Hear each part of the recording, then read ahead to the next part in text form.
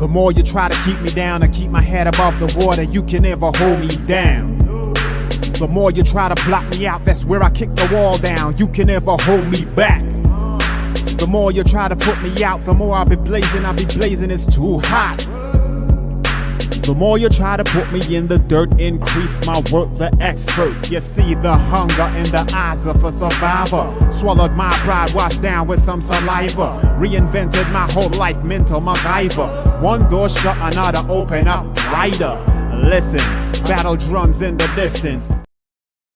Hey everybody, it's Casey with Pinecase, the podcast where music is our drug of choice. And tonight I'm hanging out with Manny Vitale from My Fight, Our War, music and mayhem, and all the other glorious things that you have done. Thank you so much for coming and hanging out with us tonight. Honestly, it has been I guess 365 days, probably to the day if I really check my calendar. Muchly anticipated, but maybe for the greater good. So thank you so much for joining us tonight. Oh man, I can't cliche. It's my pleasure. And man, I tell you, we were talking off camera, and it's just so hard to believe that it's been that long, because we started chit chatting a year ago, and right away it was just like, I want to come on the show, and I want her on my show. It was instant, because I saw how damn good you were and how you ran shit. And like I said, I was shocked finding out just now how long both of us have been doing this. Right? Yeah. No, man, I tell you, I really appreciate you having me on. Oh, the honor and privilege is all ours. Honestly, it's been really exciting to watch everything that you've been up to in the last, I guess, shorter while than I really come to believe, because the trajectory was straight up. It's insane. It really is. It's hard to believe, but it's been take us back a little bit, because how did this whole thing started? Well, for those of you who are just joining in, I'm not sure if you guys know the whole backstory of Manny, but as it came through, you started hitting some big people right out the gate, and I was just like, hold on a second, how did this happen? What happened to get you to this place? It was insane, man. I was sitting there. I just started this up, just real quick, man. Like I said, Manny Vitale from Detroit, Michigan, and My Fight, Our War. And it's my baby that I started. We actually just celebrated our 2-year anniversary on January the 9th of being formed. And January is also a good month, because January 27th, I just celebrated 5 years of sobriety, which is insane. And it's also 5 years the day when the doctors came into my room and said I had less than 6 weeks to live. So, and I'm still here. But yeah, there's a lot going on. I started not having a clue what I was doing, but I knew I wanted to do something after all the blessings I've been given to give back and help. And my IT skills, plugging this damn thing in, and they're terrible. And when I say, and I'm not even kidding, Skylar, we'll talk about that. But yeah, so I'm sitting there just winging it, and I told my story, and I did my own testimonial, man. Set my phone up, hit record, and I posted it to my Fight, Our War. And next thing you know, I get a call 2 days later from a producer from a place in Port Huron saying, we want you to do an interview. And I immediately thought it was my boys fucking with me. And I was just like, totally. So I was like, yeah, click. So I hung up, and they ended up calling back, and they go, we were just connected, and I saw it was a studio. I was like, whoa. So they said, we saw you on social media, and your story, it sounds like bullshit, but we know it's true. We'd like you to come out and tell your story. Within that time, I reached out to Brad McLeod at Sober School in Saskatchewan, and talked, gave him the information, did his show. And right before we started, he's like, well, how many shows is this for you? And I'm like, just one. So it was recorded, and it was just audio. So I'm in my truck, and I got my phone, and he's just like, okay. He goes, well, the last thing we want is dead air. And I'm like, and he goes, we'll go in 15-minute increments. We'll see how it's going to see how long we go. He goes, if you see me going like this, we'll just keep rolling. We ended up going an hour and a half. Wow. And Brad, I thanked him so much, because that was my first one I ever did. And it went so well. It was just like talking to someone I've known forever. And afterwards, I knew right then that there was something to this show stuff. And he goes, yeah, when I told him I wanted to do this, he hooked me up with Dan and Donna from Hard Knocks. Right. And they go, we want you to come on our show. He goes, oh, by the way, we do everything live. And I was like, oh, Yeah, no pressure. So I ended up doing his show, and I went up to bat twice, and I hit 2 grand slams. If it wasn't for them guiding me, and right there, I was hooked. And things just started falling into place. And my dad, before he left this earth, he said, son, if you don't ask, the answer is always no. Yeah. So I decided I don't give a shit who you are, what your status is. My name is just as important as your name. And my story and your story is just important as someone who is, just on the streets or whatever. And so I started reaching out, and next thing you know, I'm flying out to New York and with me and Ian Bick, and we hit it off. And next thing you know, he's like, I want to come out to Detroit and be on your show. I was like, okay. And he's like, it's in fact, I want you to, we got a studio here. You can use the studio anytime you want. Oh, and by the way, I've got a guy that ends up being his best friend, Matt Cronin. Yep. Talk to him. He told Matt about me, and Matt calls. He goes, yeah, basically he's going to be our producer. We talked, and now Matt Cronin's our producer. Wow. And it's insane, Kalisha. It's just insane. I'm so happy. It's like they say, like, good things happen to good people and yada, yada, yada. And I'm always like, yeah, sure, whatever. But when you see someone put in the sweat equity and then you see good things happen to good people, you're like, that's the way that it fucking should be. There you go. I broke the swear word thing right out the gate. So you're good to go now. Fuck. There you go. And actually, I do have to give a shout out to someone who is very important to me. And that's someone here locally in Detroit. Ronnie Dahl. Ronnie Dahl is a news reporter, news anchor, private investigating, licensed detective. Yeah. This woman is insane. Yeah. And to see her, she's this gorgeous woman who does this amazing job, and she don't take shit. And I've watched her for years, and that's one thing I admired about her is some people tried to, razzle dazzle or bullshit or not. You don't play with Ronnie. So I actually had an opportunity to meet her years back, and by chance, I reached out to someone who knew her. I was able to message her, and I gave her the Reader Digest version about my story. And I said, listen, this is before I even started. I didn't have a studio or nothing. I just had it up here. Yeah. And full of piss and vinegar. I go, listen, Ronnie, I met her for lunch and sat there and told her how I was going to change the world, man, because this is my passion now. Yeah. She sat there. She's like, gave me some great advice. And she has a pocket full of people. All she had to do was go, this is Ronnie. Hey, listen, can you give this guy, put him on for 5 minutes? And it could have been that one just took off and everything would have been huge, or it could have been disaster. Yeah. After our conversation, she goes, you know what? You're talking a lot of good stuff. She goes, you know how many times I've heard people say that? She goes, I'm not going to do that. I'm not going to hand you that golden ticket. She goes, you want all this stuff? She goes, prove it. I'll never forget that. And I looked at her. I said, I will. It's been a year, and I've been proving it. And actually, I'm having lunch with her this coming Tuesday, and we're gonna work on some things that are in the future that are just as insane. So thank you, Ronnie Dahl. Yeah, shout out to her. That's awesome. That's the best advice to get, honestly, when people are like, we could just do this, or we could just throw you up here and do this. But like when you start breathing, sleeping, like I know you are the same way that I am. Like everything is Pinecase. It doesn't, like, life outside of that. What are you talking about? Like, okay, what do you mean? Does that have to do with this? Like, what's going on? Because it's like almost hard to like see the difference. But when you eat, breathe, and sleep and sweat it all the time, then it shows. And then when you plug that into whatever you guys are going to have going on, it makes for whatever, it makes for that, like, that long, what's the word I'm looking for? That like resilient, that thick, that like the juicy, the guts of it, like the good stuff, right? It's not just like this, fly through the night thing. It's not this fly by night, just throw shit against the wall, see what sticks. Yeah. No, man, you're right. You're definitely right on that. Yeah, that's super cool.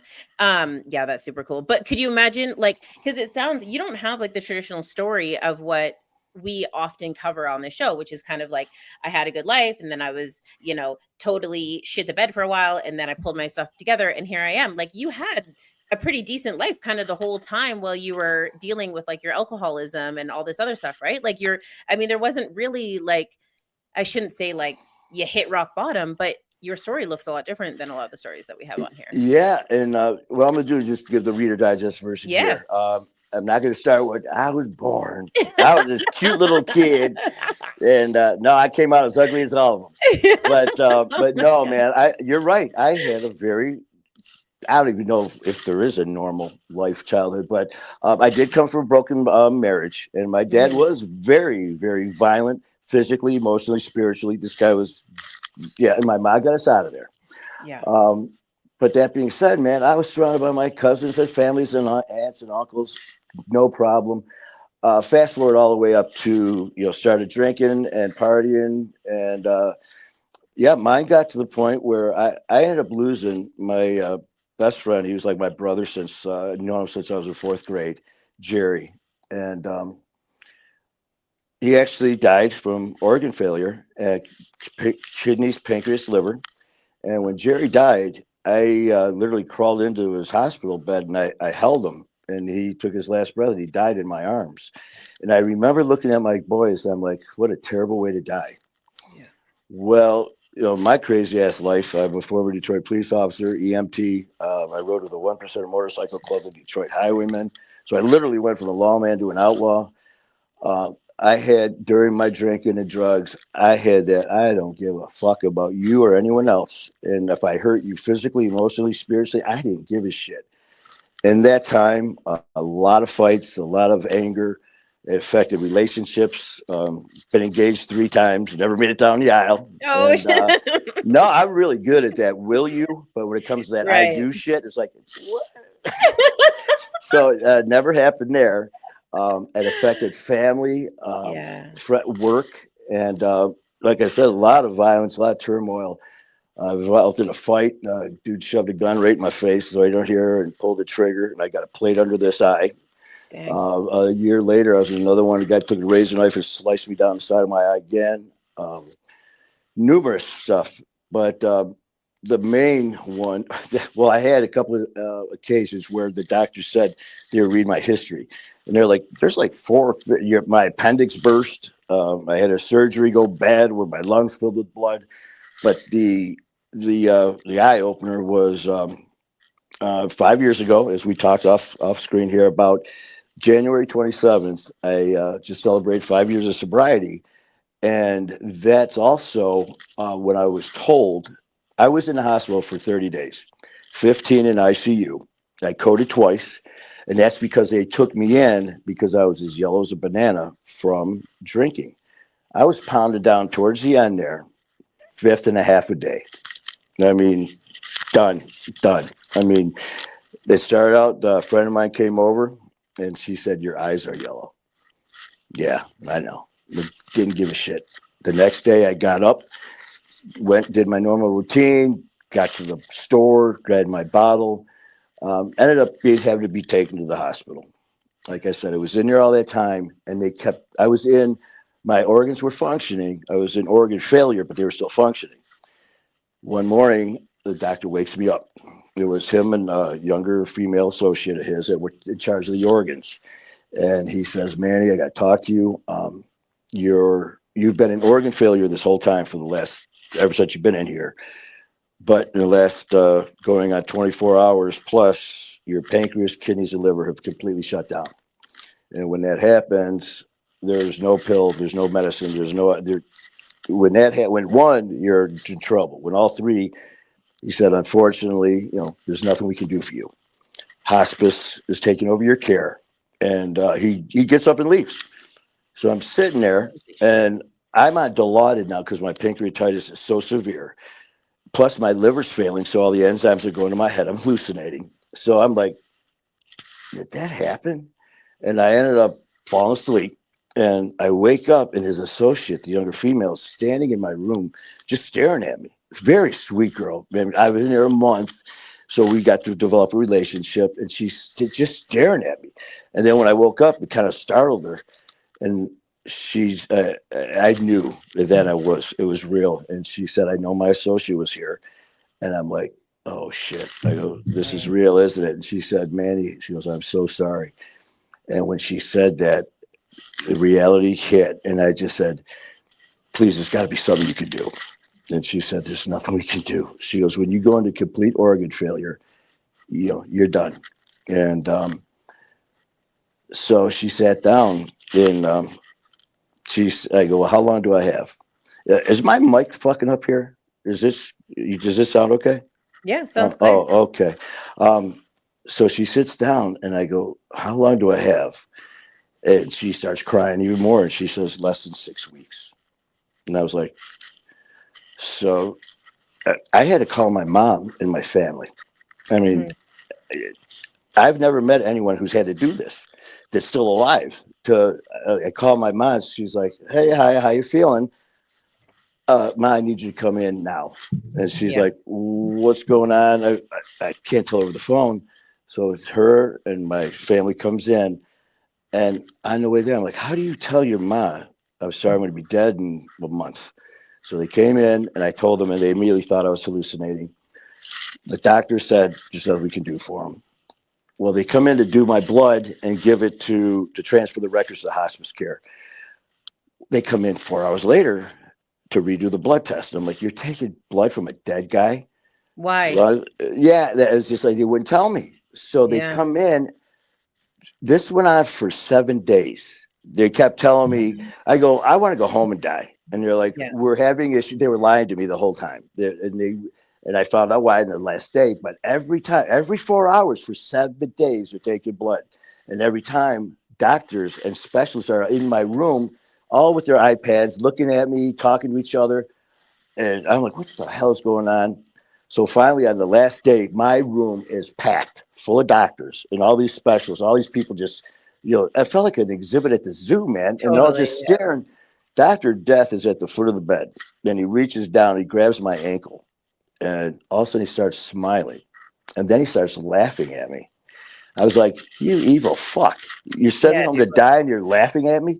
His associate, the sweetheart that she was, she cried more than anyone. She starts crying. She sits down and she loses it. She goes, Manny, we're sending you home to live. Or she goes, we're sending you home not to die, but to live. And I was like, what? Oh. And she goes, all these specialists have come in. Some of them flew it. They came in from when they heard about this. And she said, when we took your blood, we noticed changes, fluctuation in your labs, which doesn't happen because they're shut down. So they assumed there was a bad draw. So that's why they came back.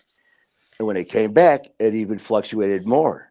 Every time they came in, they had to have people. They thought, well, by the 7th day, they said, not only are your organs functioning again, your pancreas, kidneys, and liver are all functioning at normal limits.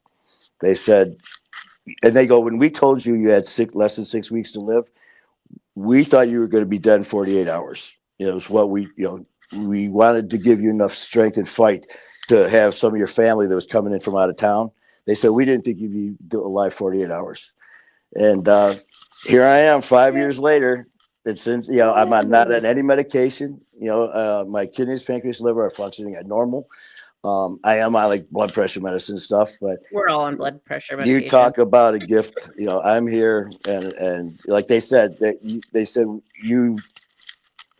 just all sit there. All I saw was, so I've been truly blessed.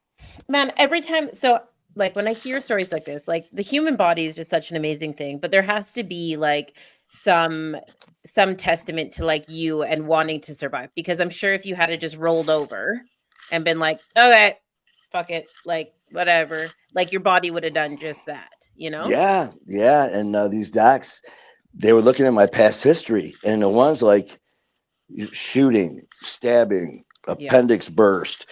My arm got slit open because they gave me an IV years ago to do this test, and they did the placement wrong, and I ended up getting sepsis because of an infection into the IV needle. They rushed me the next day to cut this thing out of my arm because my vein turned bright red and started tracking up towards my head, to my brain. So I had to have emergency surgery on that, and they weren't sure if I was going to live from that. The specialist is looking at my chart. And he's like, dude, he goes, you should have been dead 4 times. Yeah. He goes, and I'm not even being a smart ass here. He goes, I'm talking to you as a doctor. He goes, all I can say to you, he goes, you better not fuck this up. He goes, you're here for a reason. Yeah. Whatever that reason is, you better fulfill it. But And, you've done that. Like, you've done that a million times over now at this point. Like, you paid your debt to society and to, you know, the spirits and the Holy Ghost and all of that good stuff. Like, I mean, you really did take that chance and just run with it. Like, it's insane. It's insane. It's absolutely insane. And like, it's interesting because even then, like, a lot of people say that they're going to do something, or they're like, okay, I'm born again. This is going to be great. They go and get baptized. It's like a whole thing. And then 6 months later, everything is just like back to the way it was. Like, or you know what I mean? Like, what keeps you going? Because there's got to be something to that. Like, you're always in the gym. You're always on the hustle. You're always doing stuff. Like, what is it that keeps you going every single day like that? You know what? I had people ask about that too. They're like, when you were told that, you must have been, thank you, God. Right. And, pray. And I'm like, I wasn't, when they told me I was going to die, I didn't have that come to Jesus moment where I was like, oh, please, God, help me this time. No, man. I just was like, all right, man, I'm gone. Shit. And I was never the guy running around the Bible. I know there's a Bible, there's a cover, and I know there's pages. I couldn't tell you scripture. And I knew I was going to do something, because when they hear about My Fight or War, they're like, man, you started that day you got home. I'm like, 3 years I was out. Really? I didn't do anything for 3 years. And another thing just about this, what happened to me is, don't forget, 5 years ago was when COVID shut the world down. Yeah. So when I got out of the hospital, they're like, you need intensive rehab, 24 hours, 7 days. You need inpatient. Well, I went to the place. And this is literally the second week in February where the world was shut down. So I went there and they're like, we're closed. They said, if you have any cravings, withdrawals, suicidal tendencies, go to ER. I never, ever had a meeting. I never went to any 12 steps. I never had a counselor. I never had a sponsor. I've never done any of it. Not because I'm some tough guy that didn't need it. I was going, but the world closed down because of COVID. And by the grace of God, I've never had any cravings, any withdrawals, nothing like that. It's like I never drank. And within a couple months after this happened, I'm back at the gym. It's insane. It's insane. And I always knew I wanted to do something. And it was pissing me off, because it's like, I've been blessed so much, and I'm just sitting on my ass, because that's what Manny did. The old Manny. I'm going to do this tomorrow. And tomorrow never came. And then when people stopped talking about it, I was like, whew, I feed them again. I just blew smoke. Yeah. Well, all of a sudden on January the 8th, that night before, I was sitting in the kitchen. In fact, here is the actual paper. I was sitting in the kitchen, and I got up, and it was like someone grabbed me by my heart. And I don't bullshit. I'm as authentic as it gets. I don't sensationalize stuff or make shit up, but it was something that I've never felt in my life. It was like, I got up, grabbed this piece of paper, because I'm starting a social media, and I even said family, not a group, not an organization. It's got to be a family.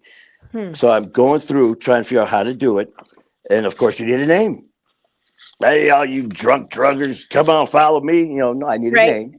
Yeah. So I took a pen, and Kalisha, I shit you not, in less than 10 minutes, I write down, and this is the actual paper on January the 8th.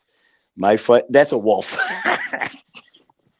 My drawing's not that good. I wrote My Fight, Our War, and I'm just looking at it. And I was like, and I just remember looking up, and then all of a sudden I was like, my fight.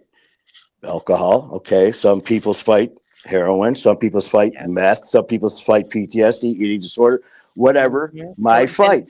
Our war. Addiction. So it's My Fight, Our War. And I was like, damn. I look up, and I'll miss the eyes. I start crying. I was like, man, you're good. And then I go like this. I start writing again. And it's on the back there. It says, join our pack. You'll never be alone. And it was insane. And I love wolves, the wolf pack mentality, the way that they took it. I've got a huge wolf tattooed on my back 25, almost 30 years ago. Little that I know is going to be the logo of My Fight, Our War.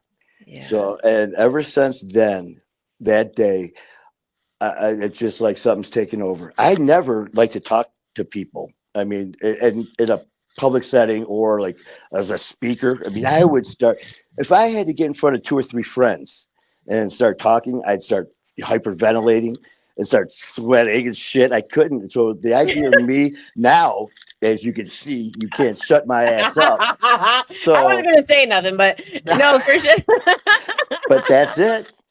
Yeah. Wow. That's amazing. So hold on. I need to know, because when you say it grabbed your heart, like when this happened to me with Pinecase, I actually know what you're talking about. Like, it was physical, not like it grabbed you emotionally. Like when and I know exactly where I was. I was at my mom's house. I was in the basement, and I was like kind of milling around. Nothing was really happening in my life, blah, blah, blah. And I thought I was having a heart attack. Like it like hit my chest and sat, like it felt like I like blew back in the chair almost, like hit me in the heart. And then the rest of it came. I don't know what that is, or like I can't explain it, but like when you say that, I'm like, I know exactly what you're talking about, because there's like a physical reaction that happens that almost like sucks you to the wall, and then you're like, okay, and the rest kind of comes with it, right? Is that what you're talking about? Yes, and that's what happened that night. Yeah. But what really took over, you'll always hear me talk about the Father Solanus Casey Center in Detroit. Very holy place, very it's my happy place. Father Solanus is actually in a tomb there, and I pray to him, and behind him on the wall is a huge cross with Jesus on the cross. And I'm there all the time. Same thing. This one particular day, kneel down and I'm praying, and all of a sudden, I just remember, if you're outside, you'll say you're at the sun, and you're laying there, and the clouds go over the sun, you can see it's like, and then also when they clear, you can just see that, that you feel it.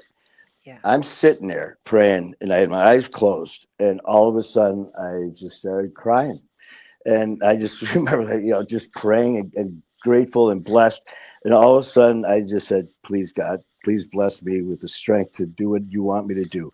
Please open my eyes to see what way you want me to do. Open my ears to hear you. And I'm praying. I go, please shine the Holy Spirit. Please shine the light on me to guide me. And all of a sudden that happened. And I leaned back, and the sun was just beaming, and there was the cross, and I lost it, man. I'm sitting there. There's people all around. I didn't give a shit. I'm crying and praying, and people are coming up, hugging me and stuff. It was just the most beautiful feeling.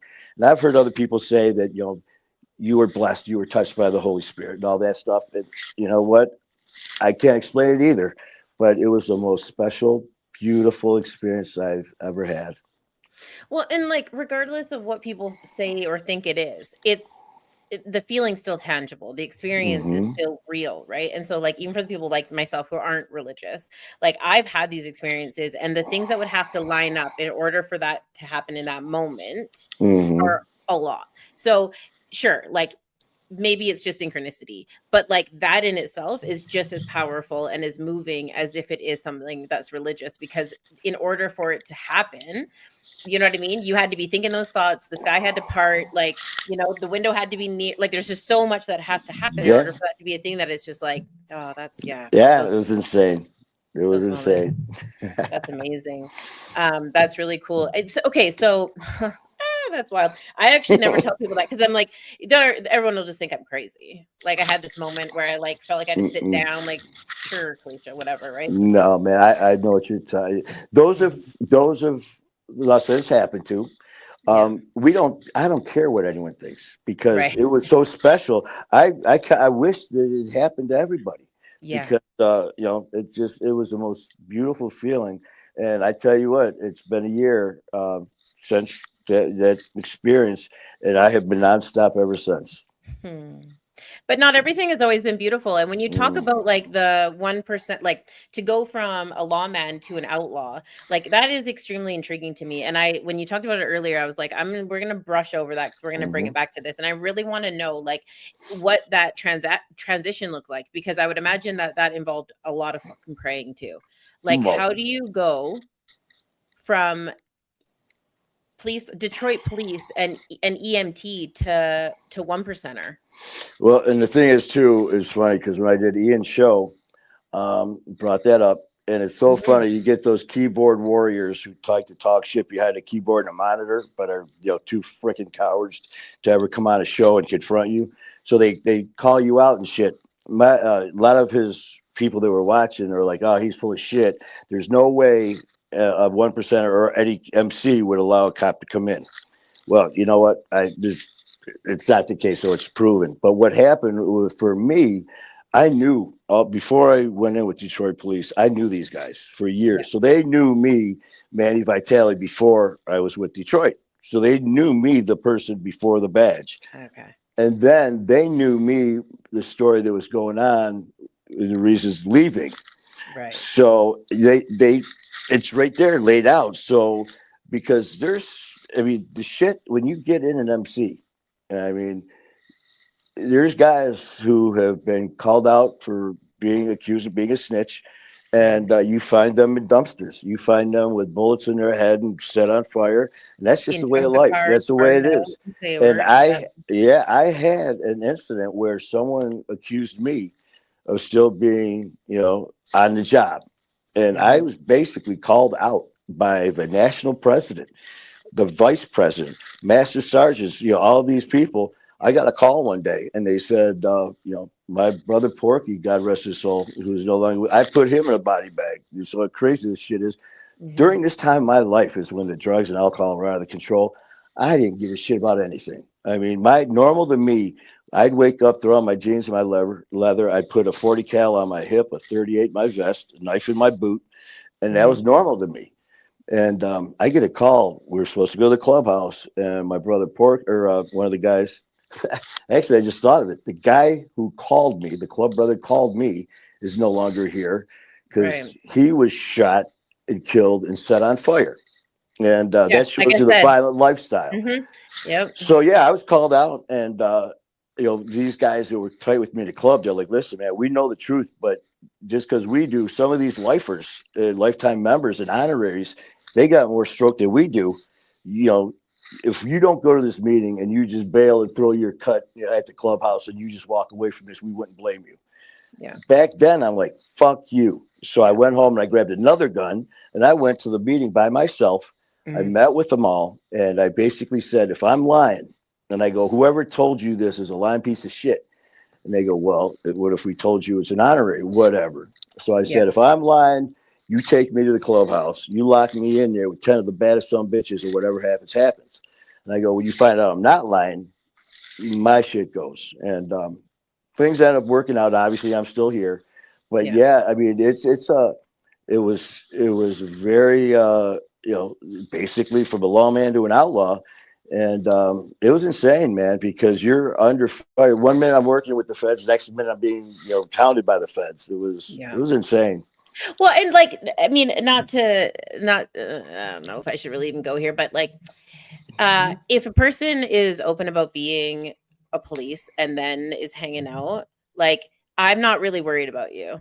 I'm worried about the person that you don't know who is the fucking cop personally. See, and that's it. Worry about the one who's trying to keep his mouth shut, not me or the one. Right. And like I said, the main thing that saved my ass is the years that I knew these guys before the police department. I'd be at their clubhouse, and then when I am telling them, I say, listen, boys, I just let you guys know, I just got hired to come in as I just got accepted into the police academy. And these guys I've known for years, they're like, what?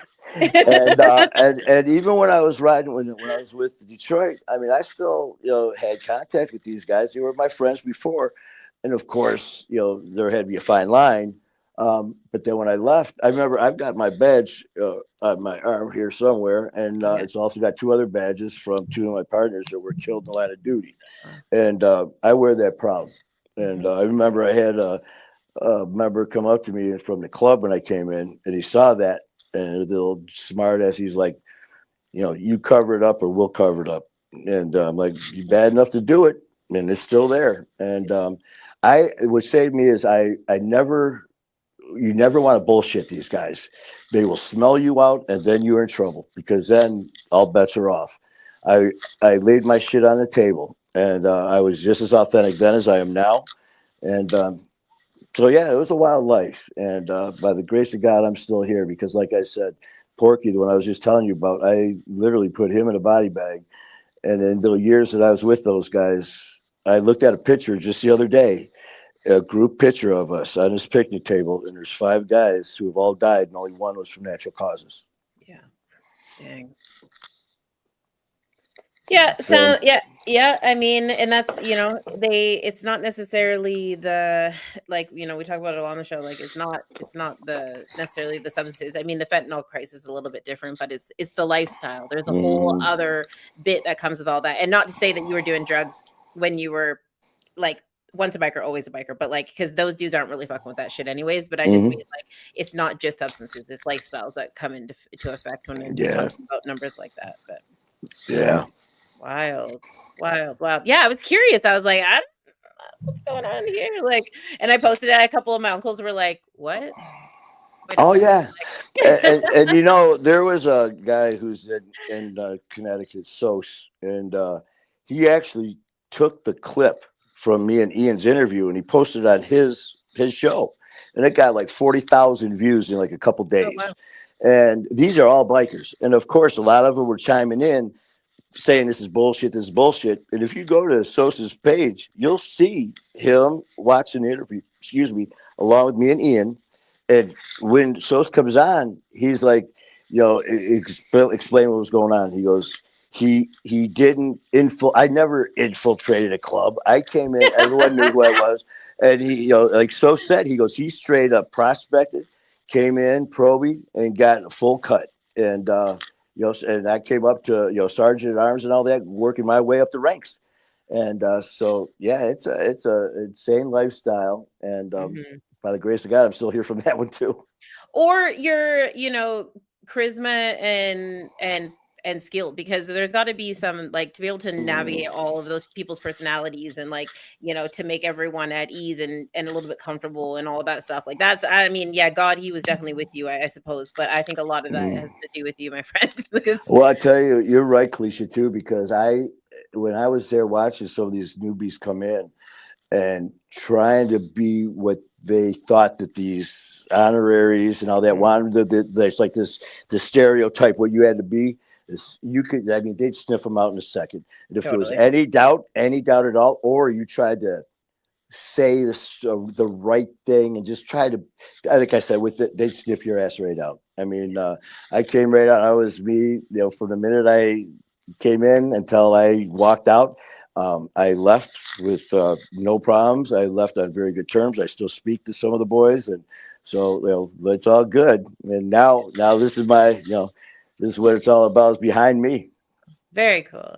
Yeah, that's great. It's interesting because a lot of the times, like, people kind of hang their hat on some of the things that have happened to them, or some of the things that that kind of lend to their personality. But your story is there's just so much, like, and all through all of it, I'm like, man, the person, like Manny Vitale, like, they're, in order to accomplish these things, or just, like, accomplish is a big word, but those are all accomplishments as far as I'm concerned, all of them. Like, it may be the MC more so than the police, because I know what it takes to get into that situation personally, right? Yeah. And so there are accomplishments, but in order to do all of that, like, you have to be a really fucking cool person. Like, you have to be a really unique, and to, like, have some fucking juice in life, because, like, who the hell does that? Like, who does that? It was a lot of people were surprised how I was taken in, and how they as soon as they heard about what I was doing, they're like, what? They're like, dude, you have no idea, man. Your life's gonna be hell. Mine, the first few years, as soon as I came in, man, I was, my biker names, they call me Gunner. And but so from day one, man, I said who I was, what I was, and that never altered, never changed. Yep. And it just so happened the president, vice president, master sergeant, treasurer, all the high-ranking officers, when I came in, that's who I met with in the back room to become a member. And it was, not only did we hit it off as club brothers, obviously, you need to be accepted it in. It's not like you walk in and just, hey, I want to be with you guys. I mean, you have to go through a process, which I did. And in that process, they're doing some serious checking on you. And I ended up being so close. I mean, the president, and all those guys were hanging out during club events, after club events, on holidays, and we were all together with our significant others and stuff. So there was that bond, and people were like, who's here? He is with the president and stuff, because I was just me. And as long as you're yourself in anything in life, when you start trying to be something you're not, you're gonna get sniffed out, and that's when you're in trouble. Yeah, Yeah. totally. Yeah. We Uh-huh. talked about this before the show, but yeah, absolutely. Yeah, we Yeah, did. you can't be fooling nobody. What made Mm-mm. you want to become like what made you want to become a cop? Because that sounds like something that you started off like, in your younger years wanting to do, Mhm. to pursue. Uh, Like what was the why? Actually, a lot of I've got some family that were officers, Yeah. first responders, firefighters, EMTs, and I was always attracted to that lifestyle. I always love that adrenaline. Everything from, I mean, doing that, like speed, Harleys. I played hockey all my life. I mean, the crazier the better. I just loved it. And I always would, my uncles were part of the Big Four in Detroit, which was very well known. These guys didn't play. And my uncle Ed, man, he said, when I grew up, it was like, you respect the police, you respect them, you wave and shit, you respect their position as their title and whatever it was. And I remember I always wanted to do that. And I always loved taking care of people, which is hard to believe because the shit I did during the drug induced and alcohol days. I mean, there was more blood on my hands from fighting and stuff and whatever it was. But But those aren't the same thing though. Like those are not the same thing. Like mm, to take care of somebody and to be like empathetic and stuff like that is not the same as like being in the thick of some shit. Like those are not, in my mind, they're not the same. and actually, you're right on that too, because a lot of that stuff was stuff that I did to come and help people in Mm-hmm. my situation, which Mm-hmm. meant having to do what I did. But I always just loved to be like, taking care of somebody. I ended up getting a job at St. John Hospital, Major Hospital in Detroit, Michigan, and I was working just as a transporter in this one area, but it was got right by ER, and I got to see. Here I am watching these traumas come in, and I'm watching the ER docs, the EMTs that are working inside. And I was like, "That's so freaking cool, man! These people are coming in, just terrible, terrible traumas." And I have to go in there with our X-ray techs. We would do the portable X-rays, but I got to see these guys in action, and I had so much admiration for them. I mean, just seeing that and I wanted to do that. It's like they're helping, and so I ended up taking classes for EMT. But in the meantime, I was still working. But I had a patient come in. I was also working. I got certified as a trainer for physical therapy and weightlifting. So I was actually taking care of this guy who was a Detroit police officer. And I was telling him about my uncles, and he happened to know him. And he goes, "Well, what are you doing here and not down with us?" And so I go, I thought about it. He goes, "Just so happens I work in recruiting." The Oh. next time he walks in with this, back then I came on in '94. He came in with this white card they used to have back then. If you said the white card recruiting, I knew what you meant. So I filled it out and forgot about it. About a year later, I get a call from my ma, and she goes, "I got a message, and I'm not sure if I want to give it to you." She goes, "Sergeant Tomlinson called from Detroit Police Department." And the first thing I'm like, "Oh shit, oh shit, oh shit, what I do, what I do." And then she goes, "From the recruiting division." I was like, "No." I call Uh, him back, and he goes, "Listen, man, we're assigning you an investigator to possibly come on with Detroit Police." And I went through I went through the academy, and I knew I was screwed because I graduated on Friday the 13th. oh yeah, no, I was assigned to the 13th precinct. no, no. My badge number is 3130, and I was born on Devil's Night. So That is funny. yeah. 3130 though, that's like 13 and 31 are all my numbers. Like that it's always been every like I've always worked front of house and so Mhm. it's always been like my like my like sign in number, like as a bartender or whatever. It's always been like all my code. It's pretty much my codes for everything except for the stuff that like has money attached to it. Because I'm not that stupid to say that over the internet. But yeah, 31 and 30. Like Yeah.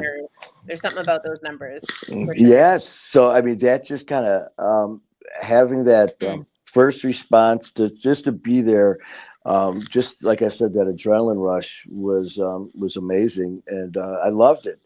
And unfortunately, because of my issues with drinking and with alcohol or with drugs, it obviously affected a lot of things in my life, and to the point where I knew that if I kept this up as a officer, a decision that I make on the job could cost not only me my life or someone else. The thought of me doing something that could cost my partner their life. Right. So instead of getting better, instead of seeking treatment, I did the coward way out, and I ended up quitting a fucking job that I wanted so bad. And I just continued with my downward spiral. I was also still, I traded a police car for an ambulance because I did continue to work as an EMT, thinking, well, at least I'm not in this position. So I just made a bad decision, and it just was, until things straightened out, it was a bad to a worse decision. And do you think that stigma kind of plays a part in that? Like, instead of asking for help, because as like a police officer, to be like, I have a drinking problem, or like, I'd like to go and seek help. Like, do you think that stigma plays part of that? Like, I think, especially, you got that ego.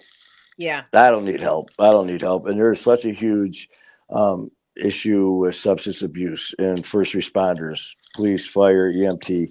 Because I did a show one time. They were asking, why don't they should have help? They should offer counseling, and they do.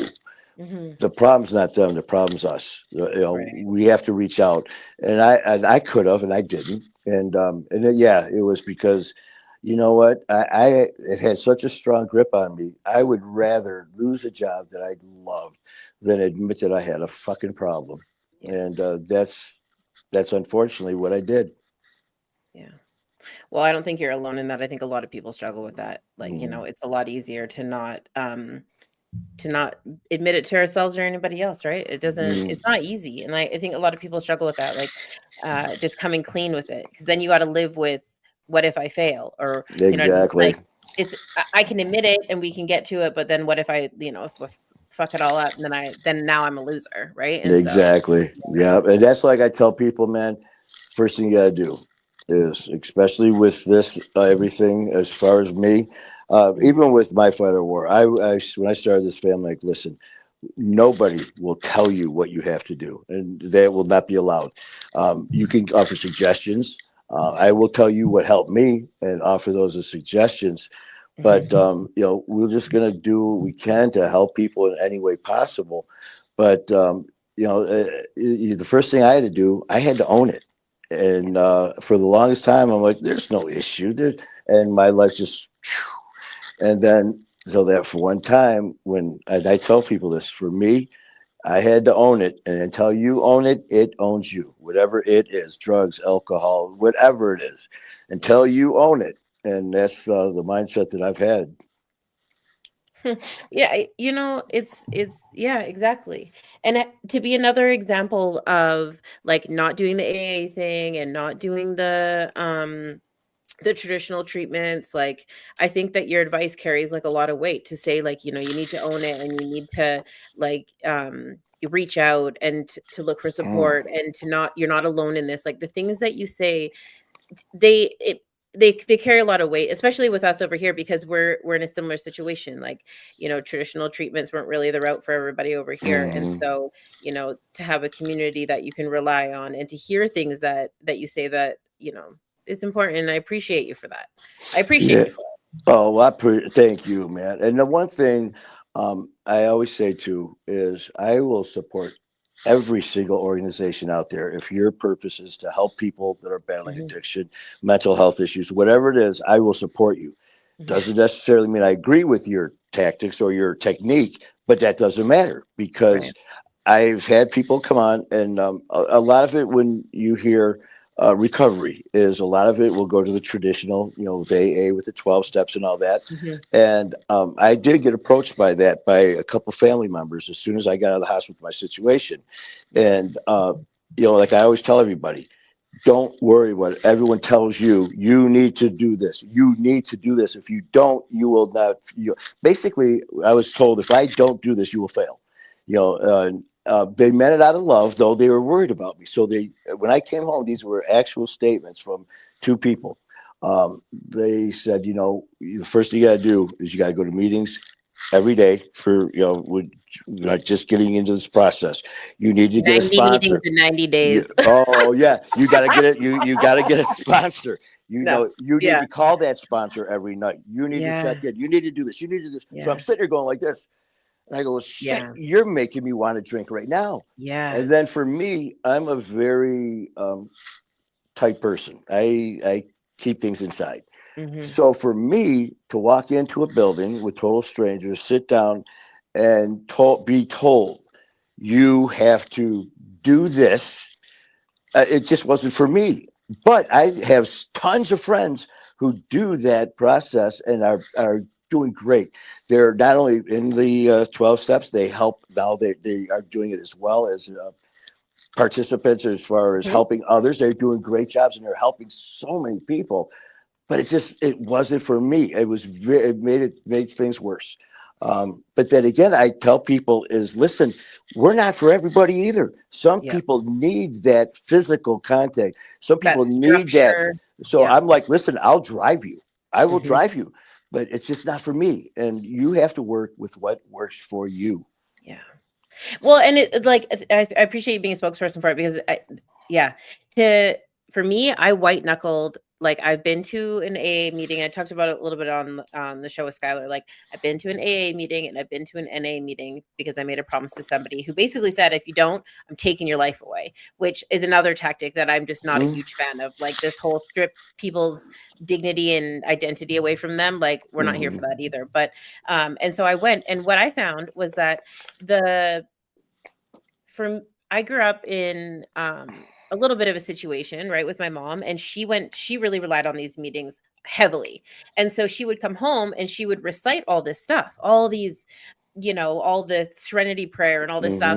And that was great until she would just fucking shit the bed on everything and our life would blow up. And so I didn't realize that a lot of the things that they were saying were things that I had attached to trauma in my life. Like I was like, never mind my own issue why I'm here. Like I got to go to therapy to try and sort out my attachment to the structure of this place. Like I was like sweating and like, I was like, I got to get out of here.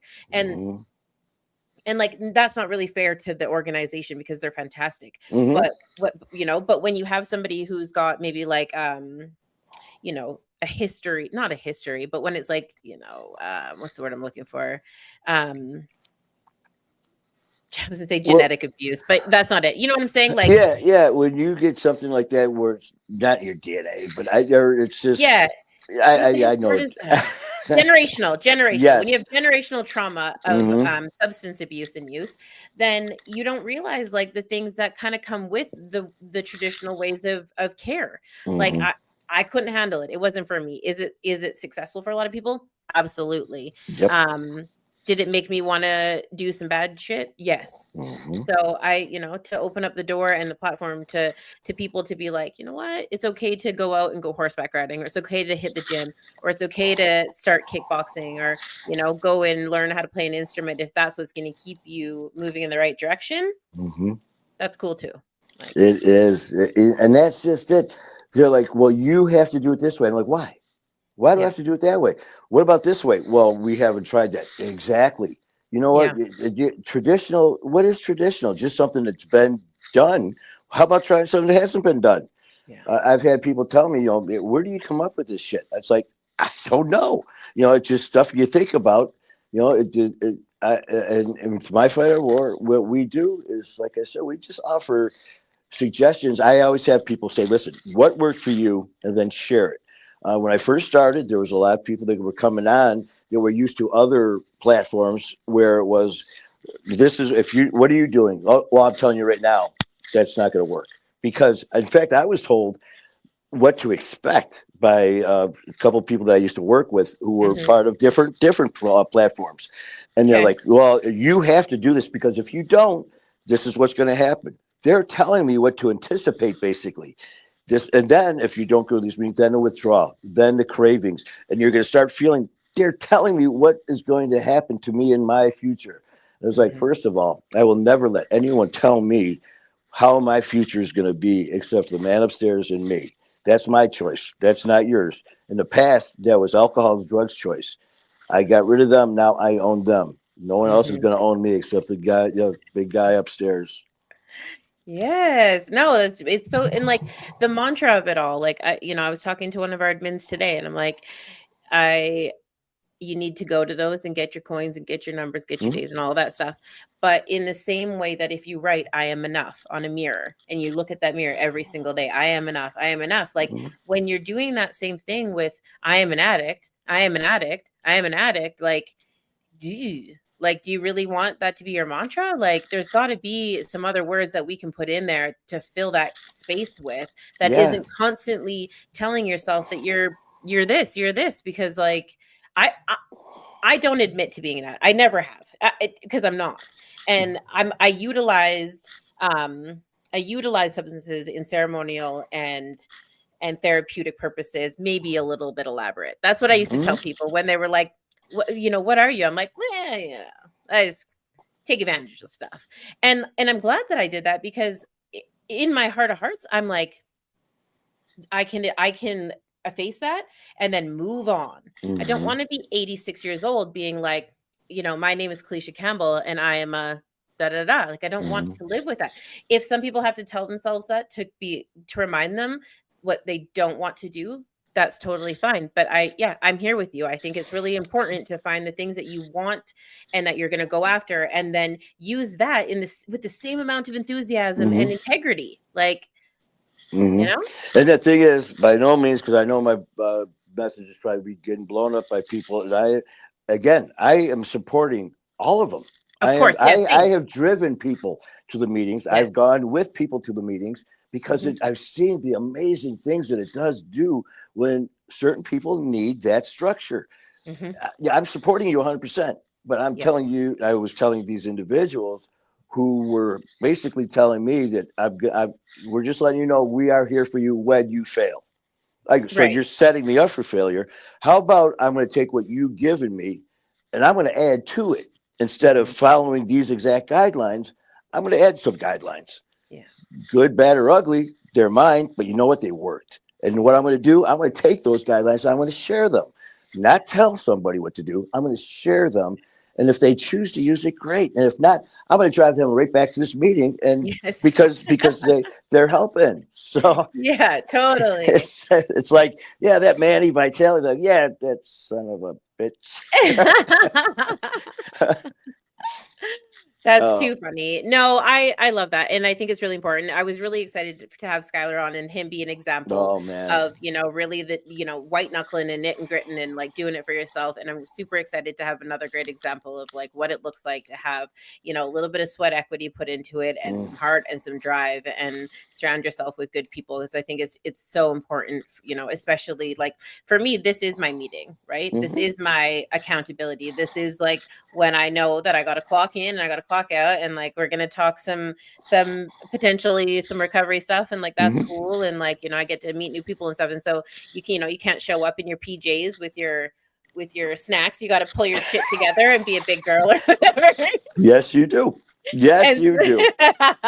And so so to me like this is that space and so it's really nice to be able to share that with somebody who like has a similar opinion and aspiration. I think it's fantastic. Oh man, I tell you, and it's funny too because I've had some conversations with people, and I remember the one time we were talking about addiction, and this person was talking about it like he was almost like it was an idol. And it's like addiction, it's so strong. Addiction's this. I go, what shit? You gonna bend over and kiss its ass? I go, you are sitting in your own words. I go, you know what addiction is? Addiction's a bitch. Addiction's a coward. Addiction comes after us at our darkest and our lowest points. When we're kicking ass, taking names, the thoughts of addiction aren't there because we're at our strongest. Addiction is only a word. It's not a death sentence. And I go, you're sitting here every time I bring up addiction, you're like, whoa, it's so strong. I don't know if I could beat it. Screw you. Addiction's a motherfucker. And you know what? We can beat it, and we have beat it. And you know what? If you're having issues, we're going to help you because it's only a word. It's a fucking Yes. word. And Yes. it's not a death sentence. And the thing is, you can't be embarrassed by it. Don't sit there and when you start talking about addiction to someone, or if it's your family member, don't do one of these. Yeah, my son's got some addiction problems, but we don't talk about that in public. No. I had someone do that to me one time, and I just said, oh, okay. Well, we keep that inside our four walls, and we don't do that, or we don't discuss it. And I go, okay. And it was her son and his wife. One was having issues with alcohol, the other one was with drugs and with heroin and with liquor, just terrible things. And I said, okay. I go, by not talking about it, you just put a drink in your son's hand. By not talking about it, you just put a needle in her arm. So the next time we talk about it, we'll be at their funerals. Yeah. And she was just like, who in the fuck are you? And I go, someone who's buried people. Yeah. That's who I am. You know, do I have all the answers? No. But I'm not going to stop asking the questions. No, you got to tell the stories. You got to put it out there. It's so flipping important. And like, when people start like, that's the old school mentality though, right? Like everything stays inside and in the closet. And like, you know, everyone, you know, she was out with the milkman, but no one ever talked about it, even though the kids don't look the same. And like, you know, I admire that a little bit. However, it's like, we're a product of that. And this generation could use a little bit of like, a fucking left turn somewhere. Like I don't, you know, I don't want my kids thinking that. I don't want my kids to like do something and then be too scared to say, like, tell me like, oh mom, I did this. Like, you know, you can't say nothing. So you're right. It is more of a death sentence than the addiction itself. Like if you can't actually open up and be like, this is what I'm going through, then how the hell do you ever solve the problems? Exactly. You know, and you know, that first interview I did, I was like, you know what? Let's talk about it. I go, you know, you see on this mainstream on TV, you know, prime example, this Sunday, Super Bowl, you're going to see every gambling commercial. You're going to see every alcohol commercial. You're going to see My Fight or War. You're going to see Al-Anon AA. You're going to see Pinecase. You're going to see, you know, all these other. No, what you will see is after they talk about this, and they're going to say all these bets you can do. And if you have a gambling problem, you can call this number at 1-800-7 stop gambling. And then they're going to go to the next commercial. It's going to be, let's see, Crown Royal, which I love Crown Royal. That was the one you're going to be, you know, all these things with Crown Royal. And after just 30 seconds of how great this is followed by drink responsibly. And okay, let's get a 30-second commercial about you, us, AA, Fan, Care, Live Right, all these organizations. Yeah. Let's throw that out there and not be ashamed of it, because a lot of times I've got families that, you know, for all of us too, for us in active addiction, it's a hard thing to admit that there's a problem. And that's like, for me, I said, you have to own it. And for the longest time, man, I don't have a problem. That's other people. That's not me. You know, so-and-so is falling down drunk, not me, until I was. So-and-so gets pulled over. That's not me until you do. So-and-so is getting arrested until, you know, all these things, that bar keeps raising. And until I started hitting those bars myself. And it's just, you know. But you're right. Like, it's so easy to judge people and be like, no, like, you know, like, I would never do that. Well, I would do this, but I would never do that. Like, I drink wine, but I don't drink vodka. Or like, I snort rails, but I don't like smoke heroin or whatever it may be. Like, it's crazy. And like, and it's because of the way it's exactly it, right? Like you said, it's the commercials. It's the way that it's pitched to us. Like, it's totally acceptable to advertise gambling. And I seen the advertisement that you're talking about. I was like, you want to place bets? Or I was just like, Jesus Christ, are they serious? Like, oh man, they're sitting there watching the game, placing bets, doing a shot. Yeah, you know, and believe me, and that was me all day. I mean, I'm not some hypocrite, man. I'm not going to be that guy that's going to walk into the room saying, because I go to the bars, I go to the casino, I'm buying drinks. You know, I'm sitting there, and it's like, you know what? They're like, man, how can you do that? Drinking is not illegal. You know, all this, it's not illegal. They can do it. I can't. And, you know, then you get people. I love it when you share content that maybe it's going to hurt you, you know, to hear it. That's what you need to hear. Yes. What I'm not going to tell people is, and this is just my belief, and it goes against what other people's beliefs are. If you're having an issue, stay away from that element. No longer associate with these people, no longer listen to this music, no longer go to these shows, no longer go to this, no longer go to that because of that element. Last I checked, those people didn't make me do drugs. That music didn't make me do drugs. Where I'm going didn't make me do drugs. That was all on me. I have to take total responsibility for it. I made those terrible those decisions and choices, not these elements. Now, and I understand there's people out there that we're all different. So Yep. I will never, ever, ever say to somebody, you could go to the casino with your boys, or you could do no. I everything that I say from the time I'm on a show or do mine is all about me and my things that work for me, and suggestions. That's all. And I will never bash anything. But like you said, man, it's okay to color outside the lines. Follow what the lead is, and if you can add to it, that's not a bad thing. But that's not how we do it. Why? Because it's working for this guy. Well, that's not what we. Again, teach their own. And again, if your main purpose, no matter what your name is, organization is, platform is, if it's to help with addiction, mental health issues, whatever it is, I'm fighting with you. I'm side by side with you. We're my fight our war, man. We're not, here, let me polish your toenails and give you some fucking flowers. It's called my fight our war for a reason. We're going to be right there with you. Right now, aren't you like, damn, man, I'm sorry I had this guy come on now. No, because it needs to be said. Like, it's really easy to sit here and talk about like mental health or like, this problem and then the solution. And like, it's not that challenging. But in order for me to have done that, like I had to like sweat and like, the dudes, I'll tell you, like, I told Skylar the story about how I was in detox or whatever. And that's how we came up with the idea for Pinecase. And like, that was really cool. It was a beautiful musical experience. And I had to bring music into it and yada, yada, yada. And that was really fantastic. But what people don't know is I actually left there, possibly stole a vehicle, possibly wrote it off. Allegedly. And then ended up at the hospital and they shot me up with fentanyl not knowing that right. So a situation happened and a couple weeks later, yada, yada, yada, I called my mom and I was like, look, like I don't know what to do. And she called up a couple of bikers and they told me to pack a light bag, which I didn't end up needing. And they threw me on the back of this Harley and then they threw me in a basement. Yep. And anybody that understands, like Snake Moan, I guess is like the closest thing that I could like compare it to. But like, there is nothing fucking glamorous about any of that. Like, it saved my life and I'm forever grateful. It was the longest and shortest ride I think I've ever had.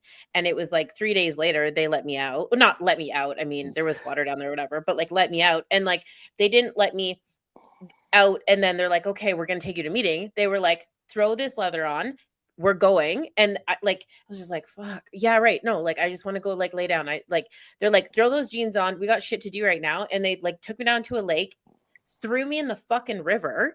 And I came out and they handed me a drink and like, can't remember what it was. It was like some gross, like Mr. Mike's or what are those things called? Like the, oh, you talking about the like lemonade, the lemon, like the hard lemonade or something like that. Yeah. Handed me one of those and they were just like, suck it up. Like, we got shit to do today. There's shit to do tomorrow. Like, there's no time for this. And I was just like, okay. Like keep that mind going. Keep it focused. Keep it focused. Like, there's stuff we got to be doing. Okay, you got to do this. You can't be jumping on the back of a bike and not be safe. Like, you have to pay attention. Like, put your head up. And like that fucking wind and that water and everything else that came after that, like, that was the mentality that I carry with me still to this. Oh, and I mean, you don't have to look far to find a bike around me, but like that mentality saved my life. And there is nothing AA about any of that shit. Oh, yeah. You know what I mean? Yeah. There's nothing NA about any of that shit. That was just like some hardcore, serious fucking love. Like, you know what I mean? And all it took was one phone call. My mom was like, I mean, I couldn't uncall. Like, it had already happened. It was too late. Like, now it's in it. And there was no getting out of there because, I mean, I was on the back of this bike for who knows how long. I don't know. We stopped at a hotel and I don't know. It could have been 12 hours. It could have been 5. I could have been 5. I don't know. So like, where was I going to go? The choice was made. And the thing Choice is, was made. for your situation right now, you got people who were in that other place with the other platform that are looking at you right now saying, you don't do that. But look at the outcome. So just because they don't agree with it, you may not agree with the methods, but look at the outcome. We've got you. We got Kalisha. And there you are, as awesome as ever, because of what worked for you. I to be honest, I don't give a shit what worked for anyone else, because unless it works for me, I don't want to, you want to give me all your victory laps and stories. That's great. Yeah. But if it doesn't work for me, I appreciate your story and I'm happy for you, man. I really am. But if it's not working for me, don't be pumping up my ass because it's not working for me. Just like your situation, what you went through, not a lot of people could do that. But look at you. So it worked for you. Yeah. The grit and the sweat and the gross and the ugly and the, and the beauty in it all, because there is something real sexy about all that shit too. Like, I mean, there's a reason why we glorify that stuff in the movies, and like it is, but that is it. And so when people are like, everything is fine, you just need to like, read these memes and do this, it's like, no, man, you really need to get in there. And like, yeah, I've been there, I've done my time. You guys don't have to worry about that or check the facts. The facts are there. Like, you know what I mean? But like, you really like, it's okay to look that way. It's okay to like not be pretty. It's okay to be ugly, and it's okay to talk about it in public, because like you said, if you stop talking about it or you hide it or you sneak it under the rug, it's just going to keep people sick. So yes, like I said, it's okay to color outside the lines. It's okay to cross that line as long as you know how to come back. That's just that's just the wonderful thing about the way I look at this is they people have asked me what's the best way to stay sober, the way that keeps you sober. Exactly. I'm not going to tell you what to do, and no one will tell. In my family will tell you what to do. Like I said, over and over, we will sit there. The only way that you'll fail is if you quit or if you give up.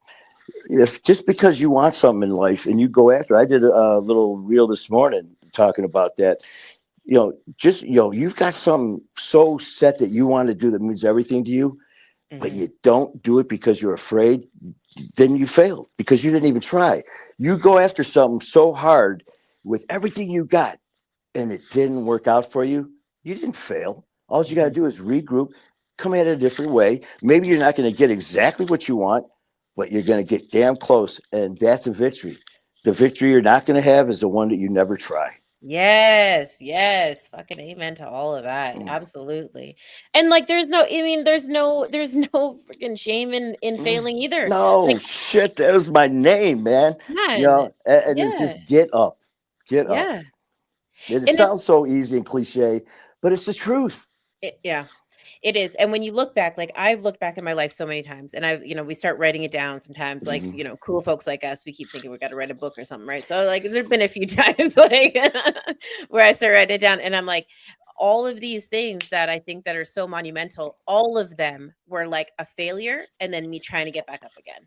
Every one of them, all the cool shit is like me failing. Yeah, like I tell you, some of the funnest shit that I've done is stuff that didn't work out. Yeah, it's just like because not only did I do it, it didn't work out for me, but I got to do it again, and I did it the right way the second time. Yeah, absolutely. Life is so good, right? Life is so good. I feel spoiled every single day. Like, I'm lucky enough to put some of this stuff behind me now, and it is further in the distance than it once was, which is great. But there's definitely like times where I stop and think about it and just like, man, like we really are that spoiled. Like we really are that spoiled. And you know what too, Cleese, is some of you just said kind of sparked something about where we were. I've had people when I start talking about some of the stuff in the past, and I know it's all happened to a lot of us where it's like, oh no, don't go there. Don't think about the past. Don't talk about the past. Don't dwell on the past. Don't. Right. No, you know what? No, because now that I'm blessed to be where I'm at. Back then, I didn't give a shit about the things that I did or my actions or my words or whatever it was. But now when I look back at what I said, what I did, it hurts me. It hurts my heart. It hurts me that I hurt people physically, emotionally. And I look back, and back then I didn't care. But now I don't ever want to lose that feeling of, now you have progressed to the point where you have feelings. You have progressed where you do care about people. But first and foremost, you care about yourself. Unless we do that, man, we're screwed. So I'm not saying dwell on the past and then use that for an excuse to say, poor me. No, poor you, my ass. There's a lot of people worse off than me. But I like to take that little trip every now and then to put myself in check.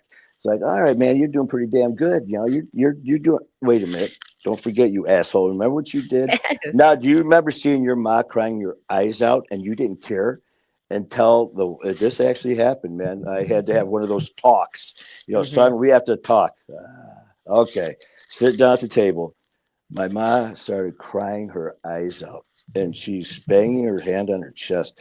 And she's like, you are breaking my, and she's sobbing. You're breaking my heart. And here's me. Yeah. Okay. I'm sorry. Yeah. Whatever, man. Okay. Just get this shit over with. As she's sobbing, my own mother, fast forward to recent times. I'm sitting at the same table having a wonderful time with my mom, talking, laughing. And all of a sudden, I'm looking at her, and it was like time froze. And it was like a slideshow happened right in front of my face. Same chair, same table, and all of a sudden, bam! There was a picture of her bawling her eyes out. There was a picture of her banging on her chest. All of a sudden, I lose it. I start crying, and here's my mom. What's the matter? And I'm like, remember that time we were talking, and you were crying and all that? I go, I am so sorry. I am so sorry. And of course, what do moms do? It's okay. No, it's not okay. And that's when I go to the past, just to remember how blessed I am to experience those feelings and appreciate them. And yeah, it was something, man. I'll never forget that. That's beautiful. And it's like, I think that's just it's such an organic thing to do. Like, it's okay to be, well, first of all, thank you for normalizing manly emotions, because that's something that we preach over here at Pinecase. So like, that's nice. But like, to go back and be like, man, you know what? Like, it's okay to like live those moments and look at them and reflect, and like, it's okay to move forward, and we don't need to dwell on them and all this stuff, but to appreciate that, because these women, man, these parents, like Oh, the things that we really, really do to them. Like, I don't know. I had my grandma's a little bit more stoic than that. She doesn't really say too much, but she did say to me, I didn't realize she was in the room with me, and I was on the one and only call to a detox center, which I had never done before and haven't done after. But I thought I had to explain everything, like everything. And so I'm in the nit and the grit and the details and the amounts and the this and the that and all this stuff. And I look up, and my grandma's standing there, and she's like my favorite human being next to my grandpa. Like, you love them for two different reasons, two sides of the family, whatever. And this is my woman, right, in my life. And I like look up, and I was just like, holy shit, right? And she said, if my aunt had a dick, she'd be my uncle. And I'm still not sure if I know what that means, but what I think she means is I like her already. yeah. I think she means like, and like, now what do we do? Right? Like, okay, now I know. And I just like the fact that she didn't like, going back to that moment, I'm like, if I could relive that moment and just like not ever do the things that led up to that, and like, all, you know what I mean? Like, it's okay to go back there and think about that and be like, we're cool now. It's cool. We don't need to go back to all that shit. Like, I know what I need to do. I know where I need to be present in my day, and how to avoid ever doing that to her again. Like, so yeah, it's a healthy thing to do. It really is. It really is. And I sit here and look back at it now, and just appreciate every bit of it. Every bit of it. And it's just, it's been a true blessing, man. Yeah, absolutely. Speaking of blessings, you have a couple events coming up, and I wanted to just highlight them really quickly, because I had some really awesome people reach out to me earlier today. You got that look. You got so. No, it's all love, honestly. You have a lot of really cool people in your life. Oh God, amazing. I'm so blessed. and a few of them kind of poured over into my life, which I feel absolutely spoiled about. And Lori was one of them. Oh boy. And Excuse me. and so I'm super excited to have a new friend. But I was talking with her, and I asked her if she could send over the flyer, because I caught the yeah. I hope you don't mind. I hope you don't mind me taking some No, liberties. not at all. Okay. We're family now, Kalisha. Yeah. Good. Yeah, always. I mean, I think it's been like that for a good 365 days. So Yep. but yeah, I wanted to highlight this because I I don't want to put you on the spot, because I know you were like, you had some details to it, but I just wanted to make sure that everybody over at Pinecase knew what was going on, because it's a really cool event. And so I'm not going to be able to run through this poster from beginning to end, but I do want to make sure that we take the time to show it, and maybe you could throw in a couple of highlights. I don't. We'll see. You're hilarious.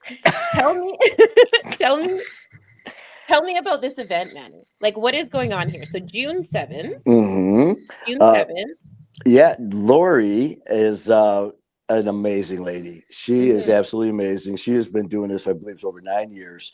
And when she told me about it, I was like, listen, man, if there's any way we could help, I'm in. And she reached out and she asked to be, she said, you'd like me to be a speaker. And I immediately said yes. So then she sent the flyer. And I love it.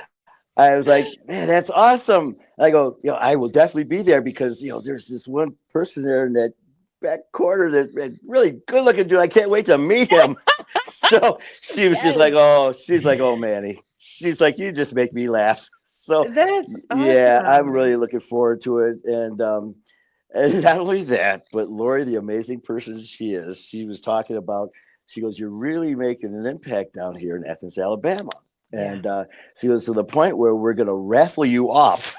It's like, excuse me. And they're selling raffle tickets, and whoever wins, we are going to have lunch or have a meal together and talk and get to know each other and take some pictures and stuff. So yeah, I told Lori, I go, anything you need, I'll do. Yeah. I gotta remember next time to watch what I say, but I told for Lori, I'll do anything, man. And she actually had me do a video for today to send down, and I go, how long do you want it to be? What do you want? And at the very end, she told me what she wanted, but at the end, she said, just be Manny. And I was like, okay. So of course I had to add a little extra to it. But yeah, I'm really looking forward to that. June 7th, we're going to be flying down, doing the event, and it's for Lori and everyone in Athens, Alabama, who are just incredible. The stuff they've been doing down there, the unity, the love, the support. Lori is amazing. I tell you, I have so much respect for her, love for her. So looking forward to being part of it. Yeah, absolutely. So for those of you guys who want to be involved, Lori, she's what, 35 years, going to be retiring from the ministries, right? Yes. She's been speaking the good word for a while now. It's the 7th annual Addiction Eviction Rally, Swan Creek Park, Saturday, June 7th. When I look at this poster, listen, I don't know who your new friends are, Manny, but these look like some pretty amazing folks. Like they are. And I'm just like, was that a mistake putting me up there? Did you just? Okay, they needed a filler, so we'll just shove Manny's face up there, because I'm sitting there looking at this. I was just like, are you serious? To be there in that picture with that company, it's amazing. It's very humbling, and it's like, is this real? So it's such an honor to be there, to be able to meet them and talk with them, and just to let them know that, what a fan I am. And to be part of that, and to have my picture up there is absolutely insane. Very, very cool. Yeah. And so, ladies, get your tickets. Ladies and or gents, I guess it's like open up. You guys are trying to raise some money. Yeah. You guys get to win a meal with Manny, which is just like, that's so epic. Like, are you kidding me right now? Oh, I tell you what, you're going to have a riot. I promise you. Yes, definitely. I was like, okay, I got to talk to my PO, because I don't know if I haven't traveled since all that allegedly car stuff. It's been a second, but if we can sort that out, I'll be down there. It would be so cool to have you down here with us. If there's anything you can do, Kalisha, let's make it happen. Yeah, absolutely. No, I put in the call, like, I was like, okay, I'll leave a message and see what they have to say. I mean, all they can say is no, right? So we'll see. Sure, hey, just like my old man always said, Yeah, if you exactly. don't ask, the answer is no. Yeah, exactly. Yeah, no, totally. That's super cool. And I did want, like, big ups to you guys with the Music and Mayhem. Oh Like, my God. what a success. It's insane. That, you know, the blessings that I have been given, Hmm. as we said, the people that I am associated with in such a short time, Hmm. on this level where it's like picking up the phone, calling these guys, or they're calling me, and just setting up events. That's how this happened. I remember watching the stuff with Skylar Ray and Kayla. I'm like, holy shit, man. And just watching, and it's like, I'd love to have him on the show, but what are the chances? And every time it's just like, I still remember my dad, son, if you don't ask, the answer is no. And it's like, you know what? Screw that. And all of us, anyone who's doing this, don't ever sell yourself short by saying, I can't reach out to these people because I'm not big enough or they're too big for. No, no, no. You know what? We all talk the same language. We all look, our goals are the same, to help. So reach out. It doesn't matter if you've been doing this, 1 year, 30 years. It doesn't matter if your name's on the top of the list or somewhere in the middle. So I reached out and I said, hey, Skylar, this is Manny Vitale from My Fight Our War. I love your story. I'd love to have you on the show. Next day, bam, I'd love to. It's like, cool. So I'm listening to his music, and OG was over that day, and it was before we were going on, and I'm just playing his music, and I'm just sitting there. I'm just like, son, I mean, I get very I am just very excitable. I mean, I pace. I mean, I'm always moving. I mean, I got a notebook in here, and I'm always working, and I'm just pacing. I'm writing notes down. I'm listening to this music. I'm showing her. I'm like, listen. She's like, yeah. She's like, we sit down. Like, we don't have time, and we're going over this. I always go on about a half hour early with people if I don't know their backs personally. So we went on at 6:30. We were supposed to go on live at 7. Hmm. Well, that's why now it's 7-ish. So Right, right. we start talking from the minute we clicked on. We weren't live yet. We were in the green room talking. Hmm. From the minute, hey, how you doing, brother? Hey, good. How are you? The conversation never stopped. We just were, it was insane. It was literally like we were brothers from day one. Just had this relationship. We're talking, laughing back and forth, just hooting it up. And all of a sudden, she's like, hey, excuse me. And we're like, what? They're like, you guys, it's 5 after 7. We're like, shit. We ended up doing a show for like hour and a half, hour 45 minutes. We're letting it rip. Had a great time. After the show, we ended up talking for another 45 minutes. And it's just, we're both kind of looking at each other going, this is just insane. Yeah. So I go, you know what? And I go, we got to do this again. He goes, man, this is the best interview I've had. This has been so much fun. And I go, bro, I'm telling you, man, there's something here. And I was already thinking, Yeah. this is chemistry is too good to. This is meant to be. But it's Skylar Ray. I mean, he doesn't know me from Yeah, there. he's kind of a big deal. Like, Yeah. And him and Kayla, Yeah. I mean, just for him on the show was huge. Hey, Totally. I'm calling people like, yeah, guess what? I'm having that. Skylar Ray. They're like, and then they're like, bullshit until I shot the promo out there. And they're like, dude, how'd you get him? I go, I asked. And Yeah. so, we had each other's number. So I go, I got to talk to you about something. And because, of course, let's do more shows together. So I hit him up and we're talking. Next thing you know, it's like 45 minutes later. We're still talking. And it's like, this is what I mean, man. I go, you know what? Screw this. I go, we definitely will do more shows together. But I got such good feedback from us, what we did. We should do our own show. And he's like, I'm in. And I go, I tell you what, because I've been thinking about it for that whole couple of days beforehand. And I go, well, Music and Mayhem is our new show. And he's like, I love it. Next thing you know, here we are, I don't know how many months later. And when we first started doing it, nothing was planned. It was all just freestyle. People are engaged and it was just growing. This started out to be just, we'll go on for 20 minutes, half hour, whenever, and just like, just have some fun and let it go. Next thing you know, it's turning into a actual show. Now we've got people coming in. We got King Handsome. Hey, he comes on the show. Next, Kalichi comes on. I got Screamers got ran from all these, DJs from their icons. And it's just like, is this happening?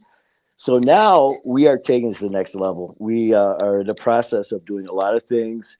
We've got the picture that Kayla did of myself. And it's not only that, Hold on. Let's throw this. It's a beautiful one. Are you talking about this one? Yes, that's I Kayla. love Look at this. that here, and it's just like me and Skylar both said, we are never going to force shit. It's going to happen when it's meant to happen. So Kayla did that, so that's going to be the banner and the backdrop and all that. So we were talking more and more about it, and it's like, okay, now what we're going to do. So we are looking at we're going to get a logo, and I've already got we got a couple designs that we're going back and forth on, because now we are going to have merchandise. We're going to be getting our logo out there. Everything is just like, now we're when we first did the show, people were chiming in. They're like, because I made a comment about we are this engaged and this much electricity and energy. Can you imagine if we were at the same place doing live shows together? And they started chiming in on comments. We would love to see you guys like at a meet and greet and an event and all that. So me and Skylar are talking, because he does all of his shows, and sometimes they'll do talks before and stuff like that. So I said, hey, if you ever, I would be honored to be able to do that. And he's like, well, yeah, if it works out, that'd be great. We did pursue it. It wasn't, well, let's really focus on that. We just let it go. Next thing you know, we've got an event going on in August. He's flying to New York in the 24th. We're flying in on the 26th. I got the studio there in Connecticut. We're going to be doing shows for Music and Mayhem in the studio there. King Handsome's coming out. DJ Bobby Boom's coming out. Ian Big's going to be there. AJ Galan, all these people that are there. So we're going to have that going on. Cool. Then we're doing an event with Coach Tony. And then we're flying back to Detroit on the 30th, grabbing a flight, a return flight from there, a connecting flight from there back to Oregon. And then the next day, we are doing an event in Vancouver, Washington, Hands Across a Bridge together. So within a few months, now we're doing events together. We're gaining this momentum. We got these people who are coming on who are very big names. I mean, it started with Skylar Ray. I mean, that's just insane. Him and Kayla. And it's nuts. It's actually, I sit there. Congratulations. Thank you so much. Honestly. I mean, you always hear this, man, did you ever think, 5 years ago you'd be, no. First of all, I would get nervous talking in front of two people. And now I'm, and we've lived this moment once before tonight. That's hilarious. Yes, I have a hard time believing that, because not a lot of people can just jump on here and just kick it and hang out and be that comfortable and you know what I mean? It's not that easy. It's not that easy to tell your story. It's not that easy to flip and go live. And I know that with surgery and everything like that, and obviously here's to a quick healing and a speedy recovery, but so that's lent a little bit of time to be able to go live. But regardless, you are live so often. Ronnie Dahl, she said, prove it. She told me to prove it. And I've been proving it every day. But to hold a conversation, so not only you're going live, but you're you're having fun. I mean, I can't even begin to pull apart My Fight, Our War, because obviously that speaks for itself. It's that community, our community, the whole family, that speaks for itself. But to go live, to do these shows like Music and Mayhem and go and do all these events and stuff like that, but then to go live and just be like, hey guys, what's up? You're so, as soon as I hear your voice, I'm like, oh. That means so much to me, because like I said, I've only been doing this less than a year, and I've had people reach out and saying they really look forward to it. And it's not to My Fight, Our War on Mondays when people tell their stories and testimonies. It's not even, I mean, it is. And then Wednesdays, of course, with myself and Skylar on Music and Mayhem, it's those two which are planned. But it's the rest of the time you have no idea when I'm coming on, where I'm going to be, what I'm going to be talking about, because I don't have a clue. All I know is I love this family. I love all of you guys. And it's not bullshit, because it's so organic. I just love doing it. And I've never had something I never knew I'd love being a host, doing podcasts, until I did it. And now it's just such a passion, and it's just growing. I mean, as soon as I see live, it's just like something clicks in me. And I had a couple of people one time asking, and these are people who have been doing shows for like 5-6 years now. They're like, Manny, you can like record stuff. I'm like, what? Right. Yeah, there And is that option. they're like, well, no. A lot of people when they start, they don't, feel very comfortable on it, or they'll make mistakes. Or I'm like, I make mistakes every time I'm on, man. I had one producer one time when I did my first one. He wanted to do some work with me. I was doing a few shows, and I was doing this one, and it was very emotional. And I started to lose it. I started crying, and he's behind the camera, and he's like, "Do you want to cut?" And I'm just, "Fuck you, no." So I did the whole thing, yeah. and I'm finished. I finished the whole thing. And during that conversation, it was a very emotional thing that I was talking about. So 1 minute I'm crying because I lost someone very close to me, but I wanted the story to be told. It needed to be heard. It didn't need to be sugar-coated. And then during parts of it, I was pissed as hell because of the events that happened. So I'm scowling and I'm motherfucking everybody. And afterwards, he's like, he goes, he goes, he goes, oh no, it was all done. Yeah, thank goodness. Yeah, and, thank goodness. He said, he goes, we got people that are in the industry who actually take classes to have their facial expressions match. And I was like, what? I go, I tell you what, when I'm upset, you're going to see me cry. When I'm pissed, you're going to know I'm pissed. And I go, when I'm laughing, we're going to have a good time. They're called emotions. We've all got them. And like I said, I love doing this, and I absolutely love it. It's amazing. It comes through. It's so transparent. You're so transparent. The world needs more of that. Obviously us over here, we support anything that you do. And I'm so glad that it came from an organic place, and that you're finding ways to keep it organic, because like your live streams that you do, I actually, not to say I prefer them. Sorry, Skylar, I know you're in the comments. It's not that I prefer those. I love Music and Mayhem. But those moments where you're like, where you kind of mess up or whatever, I'm like, oh yeah, right, we're all human, right? Like you normalize like some of this behavior, and it takes like the seriousness out of it. And then like as a host of a show myself, like I really appreciate seeing that. Obviously, when I said today, actually, when I said your content is clean, which was so funny to me because you were like, I don't swear. Are you watching me? I'm like, no. So what I meant by that, like, us younger kids, because by no stretch of imagination young, when I say clean, I meant like it's fucking crisp. Like your lighting's good, your sound's good, your angles are good. Like I don't care if you swear or you're talking about crazy shit. I mean, like, I know when I click onto your show, whatever you're doing, that it's gonna be fun, it's gonna be entertaining. Like, whoever you have on is great when it's clean. Oh man, that means everything to me, because I don't know what I'm doing. I had people come in, the IT kids, guys that did this for me. I don't know anything about this stuff. So I told them I want to do shows, and this is what I want to do. They said, okay. And they ran with it. They put the studio together, the mics, the cameras, all this stuff. And I'm like, okay, now dummy this up for me, because step one, turn on this switch. And I'm not even kidding, because I know zero about it. But all I know is I love, once that fucker goes live, man, it's just like something that comes alive in me, and I have so much fun. And when today, man, I was like, hey, good evening, everybody. Hey, and it was like 1 o'clock in the afternoon, and I just started laughing. It's just like, well, screw it. And then one time I came on in the mornings one time, and it was like a serious issue I want to talk about. And I'm like, hey, good morning, everybody. It's Manny Vitale from Detroit, Michigan, my fight at war. And it's a beautiful day here in Detroit. I go, well, actually, it's kind of cloudy. And I'm talking about it. I go, every fucking time I come on, I give the weather report. What the hell's up with this? So next thing you know, I end up giving a weather report. I go, it's in the mid-30s right now. We've got some cumulus clouds coming in. The wind's coming in off the southwest at 5 miles an hour. We are going to have a chance of showers and possible freezing rain. And other than that, we're going to have a wonderful day. And it was just like, ta-da! End scene. Yeah. And then from there, I went to, I had this friend of mine who passed away. And it was just like, what? I go, well, that's what I'm here to talk about. So that's what I am going to talk about. And it was just like, people were like, you're serious? It was like, well, yeah. And that's what we're going to discuss now. I do not go off a script. I never will. I'll put maybe some bullet points down or something like that. Yep. And when I screw up, it's because I do.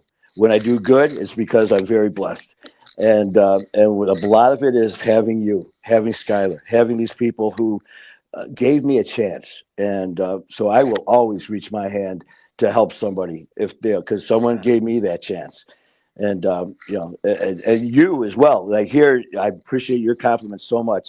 And as I told you, man, I was in disbelief when you told me how long you were doing it because me and Skylar, you popped in, you saw us talking about you because that's how good you are, where you just hit everything. And it's like I have first time we talked, it's like, yeah, I want to be that. I want to do that show. And that's a testament to you. And so great job. You and Calico, I tell you what, you tear it up. We tell everyone about you. And we're going to continue to keep telling people about you. Thank you, thank you. That means the absolute world. Like I said, like I don't send much to my dad. Like obviously he gets enough personal life stuff, so work stuff I try and keep it out of there. But I was like, oh my god, you gotta see this! Oh, that's great, Oh my man. god, what did these guys are saying? Yeah. That was heavy. That was heavy in my life. So all the love. I want to take a quick second. One to just shout out to everybody who came and hung out with us tonight. The comments have been absolutely popping like all night. Thank you, Calico, for being in there and just making sure everybody Calico. saying hi, saying bye to everybody as they come in and out. She's always on the grind, that girl, and we appreciate She's awesome. Yeah, I tell you. Yeah, I have a good time talking, chit chat with her too. So, Calico, I hope you have a great day, man. I appreciate you and all your hard work. You guys are so funny because I mean, like, I get all the emails still. I don't always respond like she's doing her programming thing, but holy crap, I was like, Papa, like Grandpa, what's going on over here? Like, what is happening? Like, because it just like comes up on my phone. I'm like, what? Yeah. Oh, let me clear the air. Let me clear the air about this. There is something. Listen, maybe it's the Harley Davidson stuff that you started posting at the very beginning of all this stuff and continue, you know what I mean? But like at the beginning, you were pretty heavy in the shop and stuff, or whatever. Because I'm a sucker for a Harley anyway, right? But then you're like in the gym, you're always doing your thing, you're looking clean, you're always out here being, crispy and all this good stuff. And so when I said he has he's like the grandpa mentality, I meant like you're the fucking keeper of all the, the dudes look up to you in a big way is what I was getting at. And I followed it up with, he's a good looking older dude, which I stand by, mark my words, put it on the calendar. Like I have no problem saying that stuff because you absolutely are. And I think so when you're like, oh, grandpa's too old, it's too late for grandpa to stay out. I was like, oh my God, I'm never going to live this down. Like man, I tell you, being it was you that said it, I was like, hey, I'm all in. At least she can say whatever she wants. I mean, like I said, she ain't getting rid of me that easy. But I just had fun with it, man. Like I said, especially if it was you that said it, I loved it. Yeah, very cool. Well, I'm glad because I was like, oh shit, I gotta no, man, you're good. Sweet. Okay. Well, I'm going to quickly do my little run through so everybody knows where they know that the numbers are. It's hashtag 988 for everybody. If you guys need somebody to lean on, that's the national one. That's for the States and for Canada, actually. That'll put you through to the suicide hotline. And then our number is a warm line. It's a text app. And it's just like, if you guys need somebody to talk to, if your wife's driving you crazy, if you are thinking about going and getting a bag that, you shouldn't be doing or, sipping on a bottle and you just need to know where to go to get dry, you guys can go ahead and let us know at 250-289-3948. Calico's popping them up in the comments. I can see. Thank you, girlie. And of course, the naloxone kits. There is a couple of people actually in the comment section, and I'm not going to throw them under the bus, but Tiana with Scar Nation, she's been such an advocate since the very beginning. She's awesome. And so she's actually got the spray and all the ones down in the States. And I can see Calico's also putting that in there. So if you guys are down there and that's what you're looking for, you can definitely hit her up. But for up in Canada, you can go ahead. And I think it's the same for down there, but I just want to make sure I got my facts straight. So I want to send you guys where you can't go and get this stuff. The pharmacies are available for naloxone kits and harm reduction supplies. Don't be shy. Tell them what you need. Ask them for 2, 3, 4, 5. Remember, in these cold temperatures, you guys are going to need to keep that stuff warm. So, keep it in your glove compartment or don't keep it in your glove compartment. Pardon me.